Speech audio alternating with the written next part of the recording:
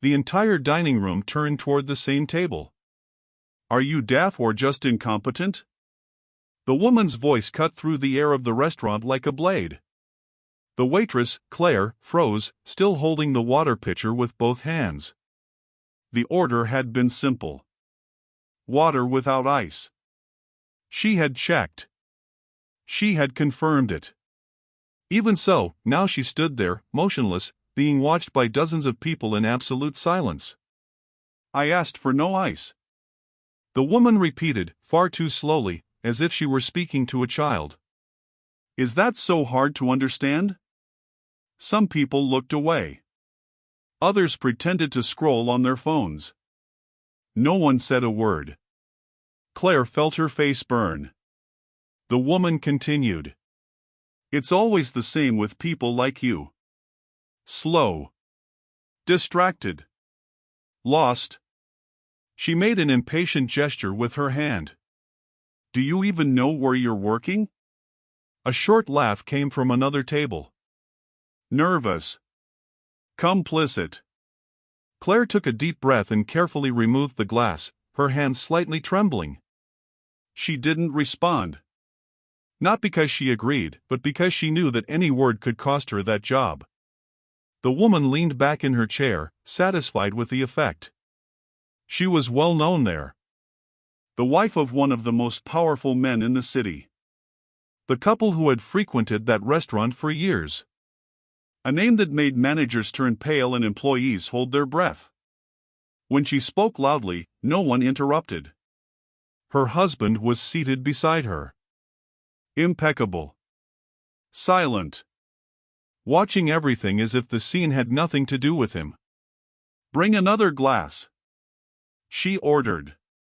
"And this time, try not to ruin it." Claire nodded. But before walking away, something happened. She lifted her eyes. And, for a brief second, the world around her seemed to disappear. That woman's voice. The tone. The gaze too hard for someone so well dressed. Claire felt a strange tightness in her chest. Because that wasn't just arrogance. It was familiar. The woman spoke again, now even louder, as if she wanted to make sure everyone heard. "People like this shouldn't work in places like this. They ruin the experience." Claire remained still for a moment longer than acceptable. The woman frowned. "I told you to go." Claire turned around. She walked toward the kitchen, feeling the stairs on her back, the heavy silence of the dining room clinging to her skin. Each step seemed to echo louder than it should. But, inside her, something had changed. Because, at that exact moment, Claire was absolutely certain of one thing. She knew that woman. And that humiliation was not new. Have you ever seen someone being humiliated like this, and everyone stayed silent? Be honest, what would you have done? At Le Montclair, almost everyone there had already seen something like this happen, just not with such clarity, nor so early in the evening. The couple was well known. Long-time regulars. Always at the same table. Always surrounded by a silence that didn't come from respect, but from fear. And she was the reason for it. The millionaire's wife had a name that rarely needed to be spoken. Her presence was enough. When she arrived, managers changed their tone of voice. Waiters checked orders twice, 3 times. Any mistake, no matter how small, could turn into a public spectacle. And it always did. Employees humiliated in front of customers. Cutting remarks disguised as high standards. Absurd requests made only to test limits and always break them. Some couldn't take it. They quit. Others simply disappeared from the schedule. No one ever confronted her. Because the man beside her was no ordinary man. Powerful. Influential. Capable of destroying careers without ever raising his voice. And even in silence, he was always there, like an invisible warning that there would be no consequences. But the waitress learned all of this quickly. She was new to the restaurant. Still learning the layout of the dining room, the difficult names on the menu, the unwritten rules of that place. She needed the job. She really did. So she observed more than she spoke. And by observing, she noticed something. That woman's arrogance didn't seem secure. It was excessive. Forced. As if it needed to be constantly reaffirmed. Claire noticed it in the details. In the way she corrected pronunciations with far too much urgency. In how she reacted when someone disagreed, even politely. In the hard stare whenever she felt observed, not admired, but analyzed. That wasn't confidence. It was defense. While others saw power, Claire saw tension. An old, unresolved anger that seemed to be looking for any crack to escape. Each humiliation was less about the employee's mistake, and more about something that woman had been carrying for a long time. The waitress felt a chill run down her spine. Because that feeling wasn't new either. She had seen that kind of behavior before. And it never ended well. Long before wearing a waitress's uniform. Before learning to serve tables in silence. Before ever imagining she would set foot in a restaurant like that. In that moment, Claire understood something no one else there seemed willing to see. The fear everyone felt didn't come from that woman's power. It came from what she needed to hide. And for the first time since she started working there, Claire knew this story would not end like the others. Because what everyone saw as power, Claire saw as fear in disguise. Something fragile. Something dangerous. Something about to be exposed. The millionaire's wife didn't let the scene cool down. Minutes later, the young waitress returned to the table with the new glass of water. Before she could even place it on the marble, the woman tilted her head, scrutinizing every movement like someone searching for a mistake. "That's not how you serve," she said, far too loudly. "Have you ever worked in a decent place before?" The dining room grew attentive once again. Claire felt the blow, but kept her posture. She placed the glass carefully. Adjusted the base. Straightened up. "Everything is fine now, ma'am," she replied, in a calm tone that seemed to irritate her even more. The woman smiled. A short smile. Cruel. "Funny," she continued. "People like you always try to seem smarter than they really are." She paused, theatrically. But in the end, the truth always comes out. Some customers exchanged glances. The husband remained silent, fiddling with his napkin as if nothing were happening.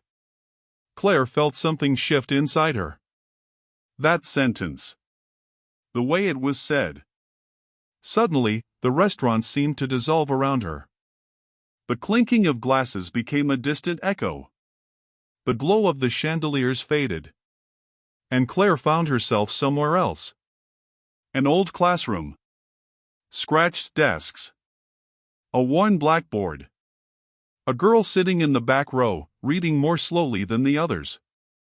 Always more slowly. Stifled giggles. Whispers. Looks of contempt. "Are you stupid or just lazy?" someone would say, laughing. Claire blinked. The woman in front of her adjusted her expensive handbag on the chair, impatient. "What are you waiting for?" she provoked. Applause? Claire's heart was beating faster now. Because she was no longer just seeing arrogance. She was seeing fear. Fear of being seen for who she really was. The constant need to correct. To diminish. To control. As if, by humiliating others, that woman could silence an old voice, one that insisted on reminding her of who she once was. Claire remembered the scribbled notebook. The words read aloud with difficulty. The girl who hated being called on to answer. And, for the first time, the memory took on a clear face. The same hard stare. The same tension hidden behind aggression. Claire returned to the present with a slight shiver. The millionaire's wife was staring at her, waiting for a reaction. A break. An apology. But Claire simply nodded lightly. "Anything else?" she asked, professionally. The woman narrowed her eyes. Something about that unsettled her. Because, in that moment, Claire didn't seem smaller. She seemed far too aware. Claire stepped away from the table with steady strides. She wouldn't say anything. Not yet. But now she understood everything. She understood why that woman needed to humiliate. She understood why power was so important. She understood why the past needed to remain buried. Claire realized why that woman needed to hurt others. And she knew that when the next provocation came, because silence would no longer be an option. If stories about dignity and quiet courage matter to you, this channel is for you. The millionaire's wife didn't realize the exact moment she crossed the line. To her, it was still control. Still power. When the waitress returned to clear the plates, the woman leaned forward, cold eyes, calculated voice, low enough to sound intimate, loud enough to be heard.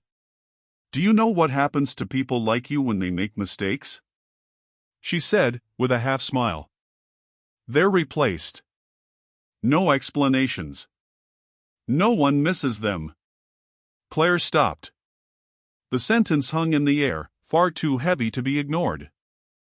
"I could end your job with one phone call," the woman continued, now glancing around to make sure everyone heard. "Places like this aren't meant for people who can't keep up with the standard." The entire dining room froze. There were no laughs this time. No averted gazes. Even the most seasoned waiters felt the weight of that threat. This was no longer high standards. It was cruelty, exposed. Claire took a deep breath. When she spoke, her voice came out steady. Unhurried. Unshaken. "I know," she said. The woman frowned, unsettled. "Know what?" Claire lifted her gaze. Not in defiance, but in clarity. "I know that you believe you need to humiliate others to feel safe." A murmur rippled through the room. The husband, until then motionless, slowly raised his eyes. "Claire," the manager tried, in an anxious whisper. But it was too late. "I didn't intend to say anything," Claire continued. "Because we all carry stories we'd rather keep buried." She paused briefly. "But you didn't leave me a choice." The woman let out a nervous laugh. "This is ridiculous." Claire didn't change her tone. "The public school on the north side of the city," she said carefully. "The reading classes. The tests returned with red marks. The laughter when you took too long to answer." The laughter died. The silence that followed wasn't uncomfortable. It was revealing. The woman visibly went pale. "I remember," Claire continued, "because I was there. I saw how hard you tried and how much it hurt. How much you hated being called on to read out loud. How you tried to look strong when, in truth, you were just tired of being ridiculed." Some customers exchanged slow glances, as if beginning to understand something larger than the scene in front of them. "I also remember," said Claire, "how you promised yourself you would never be treated as small again." The woman stood up abruptly. "Shut up right now," she shouted, her voice finally cracking. "You don't know anything." But everyone knew. Because in that instant, the arrogance had vanished. All that remained was someone exposed, without the armor of money or status. The husband stood up slowly. There was no anger on his face. There was something deeper: shock. Recognition. Sadness. He looked at his wife as if seeing her for the first time. Not as the elegant woman who accompanied him to events and dinners, but as someone consumed by an old pain that overflowed into violence against others. "Is it true?" he asked, quietly. She opened her mouth. Closed it. Tried to laugh. Couldn't. The silence answered for her. He realized that no one was afraid of her anymore. Not even him. He took a deep breath. Enough, he said. The word was simple. It didn't need to be loud. Enough humiliating people. He continued. Enough using my name as a shield. Enough turning old wounds into weapons against those who can't defend themselves. She shook her head, unraveling. You don't understand, she tried to say. I understand now, he replied. And that changes everything. The woman looked around. She found no support. No fear. Only attentive eyes. Human. Aware. With a sharp gesture, she grabbed her bag and walked out of the restaurant. Her heels echoed far too loudly in the silence she left behind. No one followed her. Claire remained where she was. She didn't smile. She didn't celebrate. She didn't seek applause. She simply cleared the plates with care and kept working, as she always had. Because she hadn't won by humiliating. She had won by setting a boundary. And that night, everyone there understood something they would never forget: power can silence people for a while. But truth, when spoken with dignity, changes the entire room. She didn't humiliate her back. She simply refused to let the past keep hurting other people. Maybe this story made you uncomfortable. And if it did, it's because at some point you've seen something like this or lived through it. Maybe you've known someone who used power, money, or status to diminish others. Or maybe, in silence, you were the one on the other side. Stories like this aren't just about luxury restaurants or wealthy people. They're about what happens when old wounds are turned into cruelty. And about the moment someone decides to say enough. Claire didn't win by shouting. She didn't win by humiliating. She won because she refused to accept that past pain is an excuse to hurt others. And that raises a simple but difficult question. How many times does fear keep us silent when we should act? If this story touched you in any way, write in the comments what it stirred in you. Because respect isn't something imposed, it's something built. And sometimes, it all begins when an ordinary person decides not to be afraid anymore. If this story made you think, write in the comments what it stirred in you. And if respect and dignity matter to you, subscribe.